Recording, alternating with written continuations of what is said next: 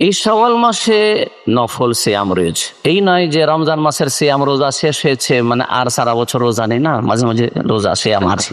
শাওয়ালের 6 রোজা অত্যন্ত ফজিলতের। জি, নবী বলেছেন, যদি কেউ রমজান মাসে রোজা রাখে আর তারপর যদি 6 দিন শাওয়াল মাসের মধ্যে রোজা রাখে, তাহলে ধরা হবে যেন সে রোজা ছিল সারা জীবন। তবে কেউ কেউ বানাইছে এটা রমজানের সাক্ষী রোজা, এটা না থাকলে আবার রমজানের রোজা হবে না। সাক্ষী রোজা বলতে ইসলামে কোনো রোজা নেই, এটা একেবারেই মানুষের একটা লোকমুখের বানানো একটি পরিভাষা। তো এত বড় ফজিলতের সিয়াম যেন আমরা নষ্ট না করি। আমরা অনেকে হয়তো রাখিনি, সামনের দিনগুলোতে আমরা রাখবো, এখনো সময় আছে। রাসূল সাল্লাল্লাহু আলাইহি সাল্লাম যেহেতু এটাকে ধারাবাহিকভাবে রাখার কোনো নির্দেশনা দেননি, অতএব এটা দুভাবেই রাখা যাবে। কেউ যদি একসাথে এক টানে 6টা সিয়াম শাওয়াল মাসে রাখতে চান, আলহামদুলিল্লাহ। আর কেউ যদি এটাকে ভেঙে ভেঙে শাওয়াল মাসের মধ্যে এই 6টা সিয়াম পালন করতে পারেন, তাহলে সেটাও শরীয়ত সম্মত।